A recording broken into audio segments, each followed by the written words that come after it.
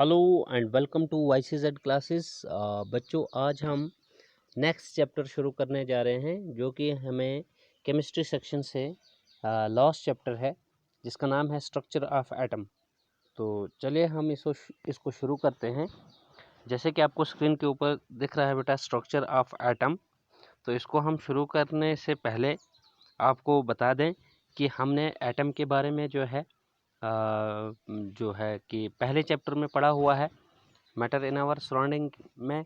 ठीक है, तो मैटर इन आवर सराउंडिंग में हमने एटम के बारे में बात की, is matter around us pure में हमने एटम के बारे में बात की। तो आज स्ट्रक्चर ऑफ एटम में हम ये बात कहेंगे कि जो हमने एटम के बारे में पढ़ा कि एटम क्या होता है, और एटम जो है वो अगर हम डाल्टन का कॉन्सेप्ट के हिसाब से देखेंगे तो एटम जो है वो एक इंडिविजिबल पार्टिकल है। लेकिन अगर हम मॉडर्न एटॉमिक थ्योरी के हिसाब से देखेंगे बेटा तो एटम जो है it is no longer indivisible. ठीक है, तो देखिए इन चैप्टर 3, ठीक है, we have that means in atoms and molecules we have learned that atoms and molecules are the fundamental building blocks of matter। हमने atoms and molecules में ये पढ़ा कि atoms और molecule जो हैं वो fundamental building blocks means they are the smallest particles of matter of which all the matter is composed of। okay, the existence of different kinds of matter, जितना भी मुख्तलिफ किस्म का मैटर एग्जिस्ट करता है बेटा, it is due to the different atoms constituting them. वो जो डिफरेंट एटम्स हैं उनके कारण वो मैटर एग्जिस्ट करता है। जो डिफरेंट एटम्स उस मैटर को जो है डिफरेंट किस्म के मैटर को जो है वो जो है वो बनाता है। ठीक है, तो now the question arise what makes the atoms of one element different from the atom of another element. अब सवाल ये पैदा होता है कि क्या चीज़ ऐसी है जो एटम ऑफ एक एलिमेंट जिससे एटम ऑफ एक एलिमेंट जो है वो मुख्तलिफ हो जाता है एटम ऑफ अनदर एलिमेंट से। यानी अगर जो एलिमेंट्स हैं उन एलिमेंट्स डिफरेंट एलिमेंट्स के जो एटम्स हैं वो आपस में डिफरेंट किस वजह से होते हैं। ठीक है, how atoms of different elements are different in nature, ये हम जानने की कोशिश करेंगे इस चैप्टर में। नेक्स्ट क्वेश्चन है are atoms really indivisible as propose by Dalton. क्या एटम्स जो हैं वो सचमुच में जो है वो इंडिविजिबल है। ठीक है, जैसे कि डाल्टन ने हमको बताया हुआ था डाल्टन्स के एटॉमिक थ्योरी में। और are the there smaller constituents inside the atom, या फिर एटम के अंदर जो है वो सचमुच में स्मॉलर पार्टिकल्स या कॉन्स्टिट्यूएंट्स जो हैं वो प्रेजेंट है। We shall find answers to these questions in this chapter. तो ऐसे क्वेश्चंस का जो आंसर है हमको इस चैप्टर में मिलने वाला है। ठीक है, वी विल लर्न अबाउट सब atomic particles and the various models. ये हम क्या करेंगे बेटा इस चैप्टर में, सब एटॉमिक पार्टिकल्स का मतलब हो गया कि अगर हम डाल्टन्स के कॉन्सेप्ट के हिसाब से देखते तो atom is indivisible, but since atom is no longer indivisible so we talk about the sub atomic particles and the various models. और बहुत सारे जो मॉडल्स टाइम टू टाइम दिए गए साइंटिस्ट के द्वारा that have been proposed to explain how these particles are arranged within the atom. बेटा जैसे कि हम स्ट्रक्चर ऑफ एटम पढ़ रहे हैं, ठीक है, स्ट्रक्चर ऑफ एटम, तो by the term structure of atom we mean that the sub atomic particles where they are located inside the atom, कि ये जो सब एटॉमिक पार्टिकल्स हैं वो एटम के अंदर कहाँ कहाँ पर लोकेटेड है। This means the structure of atom. So a major challenge before the scientists at the end of the 19th century was to reveal the structure of atom as well as to explain its important particles। अगर हम बात करेंगे ये एक challenge बन के सामने रही साइंटिस्ट के, ठीक है, at the end of 19th century was to reveal the structure of atom, कि साइंटिस्ट ने एटम का स्ट्रक्चर एक्सप्लेन करना था एज वेल एज उन्होंने एक्सप्लेन करना था इनकी important properties. So the elucidation of the structure of atom is based on a series of experiments। इस पे स्ट्रक्चर ऑफ एटम पे बहुत सारे एक्सपेरिमेंट्स जो है वो हुए। ठीक है, तो one of the first indications that atoms are not indivisible, एक इंडिकेशन, एक जो हमको आप बताएंगे कि इशारा मिला हमको, वो आया, it comes from studying the static electricity, ठीक है, and the condition under which electricity is conducted by the different substances. So ये जो हम इंट्रोडक्टरी पार्ट पढ़ रहे हैं स्ट्रक्चर ऑफ एटम का बच्चों, इसमें जो मैंने आपको बातें बताई, ठीक है, ये आपने याद रखनी है। इसके साथ साथ अब हम पढ़ेंगे कि charged particles in matter, what does this mean, कि मैटर जो है इसके अंदर जो है वो चार्ज्ड पार्टिकल्स प्रेजेंट होते हैं, यानी मैटर के अंदर जो है वो चार्ज प्रेजेंट होता है, चार्ज्ड पार्टिकल जो है वो प्रेजेंट होते हैं, क्योंकि हमको मालूम है कि मैटर को कॉन्स्टिट्यूट करते हैं पार्टिकल्स, ठीक है, जो कि एटम, मॉलिक्यूल हो सकता है। और यहाँ पे अब हम एक नई चीज़ पढ़ने जा रहे हैं कि मैटर में जो है वो चार्ज्ड पार्टिकल्स प्रेजेंट होते हैं, जिनका कोई चार्ज होता है, ठीक है। तो for understanding the nature of charged particles in matter, let's carry out the following activities. तो पहले हमें एक्टिविटी करनी पड़ेगी इस चीज़ को समझने के लिए कि nature of charged particles in matter को अंडरस्टैंड करने के लिए हमको एक्टिविटी करनी पड़ेगी, जिसके लिए एक्टिविटी 4.1 हम पढ़ेंगे, इसको समझेंगे। देखिए यहाँ पे हमें फर्स्ट पॉइंट में ये बताया जा रहा है कि कॉम्ब ड्राई हेयर कि अगर हम सूखे बालों को क्या करेंगे बेटा, जब हम सूखे बालों को कंघी करते हैं, कॉम्ब करते हैं, does the comb then attract small pieces of paper,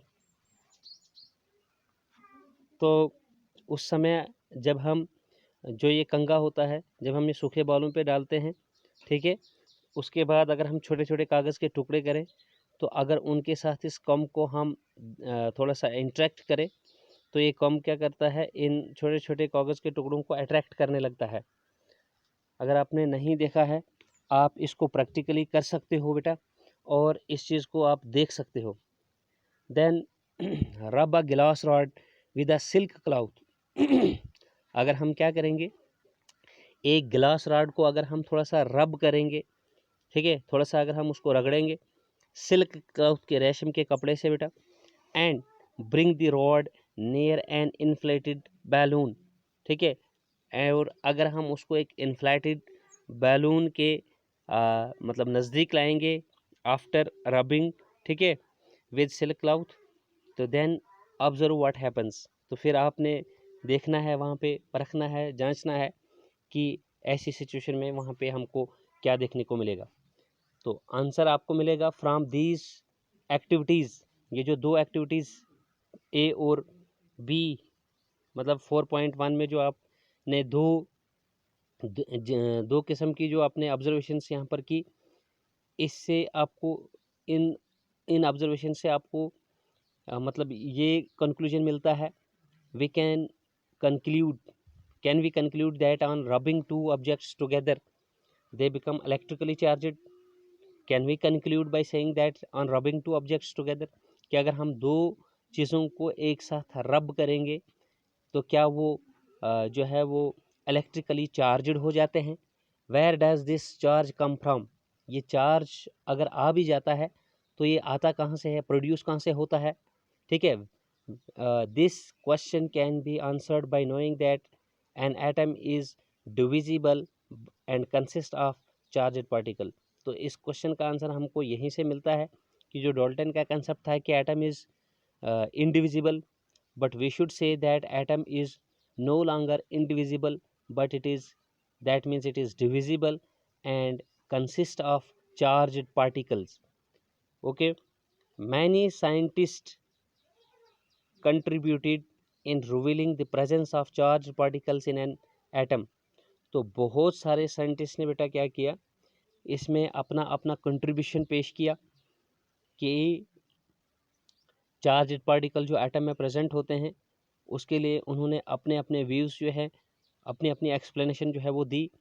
and it was known by 1900 that the atom was indivisible particle, और 1900 सेंचुरी में ये तय पाया गया कि एटम जो है ये एक इंडिविजिबल पार्टिकल है but contained atom was indivisible particle but contained at least one subatomic particle, the electron, which was identified by J.J. Thomson. Even before the electron was identified, इससे पहले जब इलेक्ट्रॉन आइडेंटिफाई हुआ तो Goldstein इन 1886 में क्या करते हैं, he discovered the presence of new radiations in a gas discharged and called them as canal rays. ठीक है, and canal rays means anode rays, and these means it was another subatomic particle discovered by this Goldstein, which was known as the proton. These rays were positively charged radiations. ये raise वहाँ पे बेटा positive in nature थी. अगर हम वहाँ पर ठीक है इलेक्ट्रिक फील्ड वगैरह अप्लाई करते तो हमको उनकी नेचर का जो है वो वहाँ पे मालूम हो जाता था कि ये रेज जो है इनका खुद का जो चार्ज है वो पॉजिटिव है, क्योंकि वो negative plate of the applied electric field की तरफ जो है वो डिविएट होती थी. ठीक है, तो which ultimately led to the discovery of another sub atomic particle, जिससे जो है हमको एक दूसरे सब एटॉमिक पार्टिकल की डिस्कवरी के बारे में पता चला, जो कि प्रोटॉन था, जो गोल्डस्टाइन ने डिस्कवर किया. दिस सब atomic particle had a charge, और इस सब एटॉमिक पार्टिकल का एक चार्ज था equal in magnitude opposite in sign to that of the electron, और इसका भी चार्ज था इलेक्ट्रॉन की तरह, क्योंकि इलेक्ट्रॉन का जो चार्ज है बेटा वो माइनस हुआ करता है, और जो ये दूसरा सब एटॉमिक पार्टिकल गोल्डस्टाइन ने डिस्कवर किया उसका चार्ज जो है वो पॉजिटिव हुआ करता है. इनकी वैल्यू जो है वो सेम है, but they differ only and only in their charge, that means plus and minus. Proton bears charge positive and electron bears charge as negative. Its mass was approximately 2000 times as that of the electron. और अगर हम proton के मास की बात करेंगे तो इसका जो मास है बेटा वो अप्रॉक्सीमेटली 2000 टाइम्स ज़्यादा माना जाता है as compare to that of the electron. And you know electron का जो मास है वो नेग्लिजिबल है, क्योंकि इलेक्ट्रॉन एक नेगेटिवली चार्ज्ड पार्टिकल होता है. It does not contribute towards the mass of the atom, and you know the mass of the atom was totally by the positively charged particle and the neutral particles also. बाद में बेटा एक और particle को discover किया गया था, सब एटॉमिक पार्टिकल, जिसको चैडविक ने 1932 में डिस्कवर किया, जिसका नाम था चैडविक ने जब वहाँ पे एक्चुअली रेडियो एक्टिविटी का फिनोमेना जब डिस्कवर हुआ, जिसको हेनरी बेक्यूरेल ने 1886 में डिस्कवर किया. रेडियो एक्टिविटी ऐसा फिनोमेना होता है बच्चों कि जिसमें एलिमेंट्स जो हैं वो रेडिएशंस एमिट करते हैं. कुछ एलिमेंट्स जो हैं, हम ये ना कहेंगे कि सारे एलिमेंट्स, बल्कि some of the elements have the property of emitting radiations by their own. अपने आप वो क्या करते हैं, रेडिएशंस एमिट करते रहते हैं. तो हेनरी बेक्यूरेल ने इस तरह की स्टडी की एलिमेंट्स की, और ऐसे एलिमेंट्स को उसने रेडियो एक्टिव एलिमेंट्स कहा.